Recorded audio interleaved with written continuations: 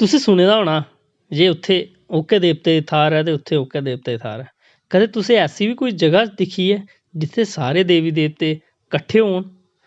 ਤੇ ਨਮਸਤੇ ਜੀ, ਡੋਗਰੀ ਦੀ ਮਿੰਜਰੇ 'ਚ ਅੱਜ ਤੁਹਾਡਾ ਫੇਰ ਸਵਾਗਤ ਹੈ। ਤੇ ਅੱਜ ਤੁਸੀਂ ਐਸੀ ਥਾਂ ਲਈ ਚਲ ਗਏ ਜਿੱਥੇ ਇੱਕ ਨਹੀਂ ਦੋ ਨਹੀਂ ਬਲਕਿ ਸਾਰੇ ਦੇਵੀ ਦੇਵਤਾ ਇਕੱਠੇ ਰਹਿੰਦੇ ਨੇ।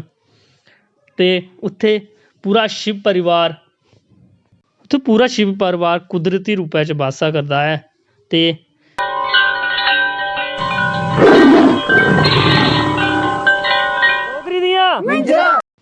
जम्मू थमां ये जगह है 140 किलोमीटर दूर है। ते उधमपुर थमां 120 किलोमीटर, कटरा थमां 80 किलोमीटर दूर है। ते पौनी तहसील दे रनसू नां दी थारा उप्परा तुसें 3 किलोमीटर जेह्का पैदल जाना पौंदा है।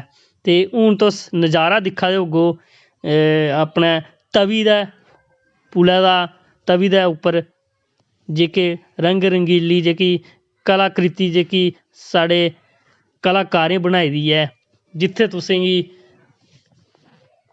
तवी दे कंढे दे किले, पुरानी थारां, बाबा जित्तो दे।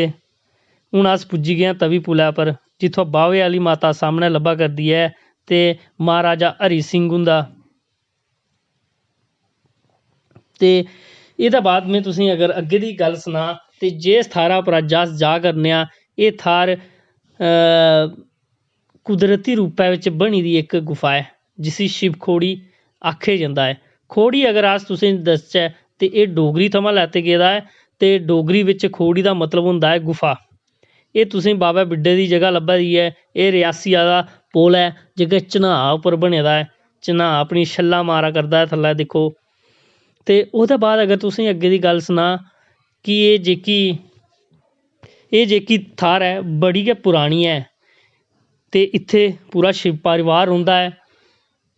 इत्थूं इक रस्ता जेह्ड़ा अंदरों अंदरी अमरनाथ गुफा तक्कर बी जंदा है। ते तुस रस्ते दे जेह्के नज़ारे दिखदे चलो, सैल्लियां धारां, रौंसले नज़ारे दिखदे चलो। ते मैं तुसेंगी अग्गे कथा जेह्की सनांदे चलना। ते केह् इक कथा दे अनुसार केह् आखेआ जंदा है कि शिव भगवान दी तपस्या भस्मासुर ने कीती ही ते उ'नें भगवान कोला वरदान मंगेआ हा जे ओह् जेह्दे उप्पर बी हत्थ रखग ओह् भस्म होई जाग। ते उ'नें जेल्लै एह् वरदान उसी थ्होई गेआ ते ओह् भगवान शिव जी दे मगर गै लग्गी पेआ कि असें पैह्लें में भगवान शिव गी गै भस्म करना। ते भगवान शिव होर शिव खोड़ी नांऽ दी इस खोड़ी बिच आइयै बस्सी गे। ते ओह्दे बाद केह् होएआ जे भगवान विष्णु मोहनी रूप धरियै इत्थै आए ते उ'नें भस्मासुर भस्म होई गेआ। जिन्ना तुस दिक्खा करदे होगो एह् डोगरा हट्ट तुसेंगी जेह्का दोमेल कोला अग्गें लब्भी जाग, पौनी थमां अग्गें जगह है। इत्थे तुसेंगी राजमां अम्बल ते चटनियां नज़ारे लेई सकदे हो। दिक्खो कि'यां सैल्लियां धारां ते एह् जेह्के चिट्टे तुसेंगी रुक्ख लब्भा करदे न, एह् सारे कैंथ दे फुल्ल न जेह्के चिट्टे रंगा दे होंदे न। ते अग्गें तुसेंगी इक मंदर लब्भना है जित्थे तुस रुकियै मत्था टेकी सकदे हो। ओह्दे बाद अग्गें तुसेंगी काली माता दा एह् सज्जी बक्खी जेह्का मंदर है टीसली उप्पर तुस दिक्खा दे होगो कि'यां लंबे लंबे चीड़ें दे बूह्टे, रस्तै जात्तरू नंगे पैरे जा करदे न अपने मनै दियां मुरादां भगवान कोल लेइयै। तुसेंगी इक होर गल्ल दस्सां जे आखेआ जंदा है कि इस जेह्की शिव खोड़ी है एह्दे बिच्चा कि साधु भगवान भोलेनाथ दे दर्शन करन अमरनाथ गुफा तक्कर जाने लेई इस गुफा दे राहें गे हे, ओह् बापस नेहे परतोए। ते तां करी ओह्दे बाद जेह्ड़े बी हून श्रद्धालु भगवान भोलेनाथ दे दर्शन इस गुफा च करदे न ओह् गुफा बिच्चा दर्शन करियै अपने घर परतोई जंदे न। रनसू थमां 3.5 किलोमीटर जेह्की पैदल जात्तरा तुस घोड़े, पिट्ठू, पालकी राहें करी सकदे हो। ते एह् तुसेंगी घोड़े लब्भा करदे होने। एह् शिव दरबार है ते एह्दे अग्गें तुसेंगी सज्जी पक्खी जेह्का मच्छियां जिनेंगी तुस आटा पाइयै पुन्न कमाई सकदे हो ते सज्जी पक्खी गै तुसेंगी इक घराट लब्भग। ओह्दे कन्नै अग्गें तुसेंगी जेह्का गणेश पर्वत लब्भग।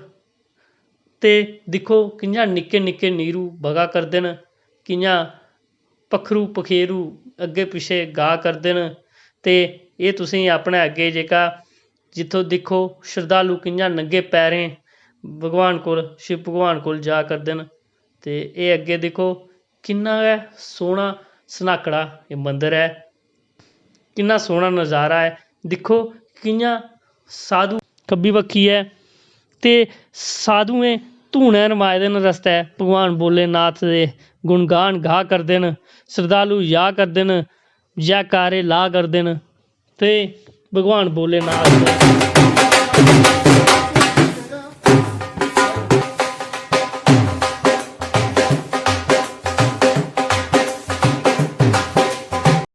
तुसें दिक्खने नेह् नेह् बूह्टे, नेह् नेह् फुल्ल, नेह् नेह् पक्खरू लभगन जेह्ड़े तुसें कुदै होर थाह्रा नेईं दिक्खे दे होङन।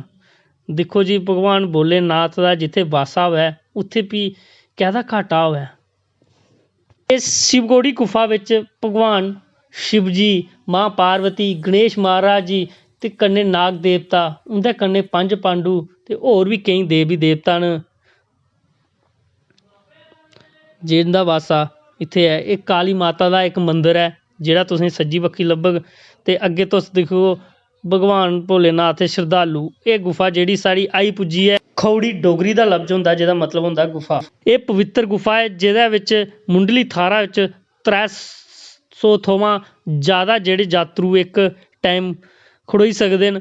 इत्थै तुसें गी कबूतरें दे जोड़े लभगन जेह्ड़े बड़ी किस्मता दी गल्ल मन्नेआ जंदा जिसी एह् कबूतरें दे जोड़े लब्भन ते उच्चे उच्चियां धारां न अग्गें पिच्छें, रोसले नज़ारे न ते बद्दल बी भगवान भोलेनाथ दा गुणगान गा करदे न, तुसें गी इत्थै लब्भने न।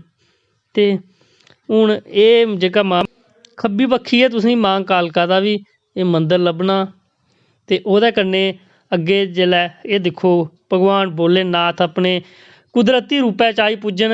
बोलो जयकारा श्री भोलेनाथ दा, बोल सच्चे दरबार की जय। अपने मूंह मंगियां जेह्ड़ियां तुंदियां मुरादां न भगवान भोलेनाथ गी तुस सनाओ ते अपना जीवन सफल बनाओ।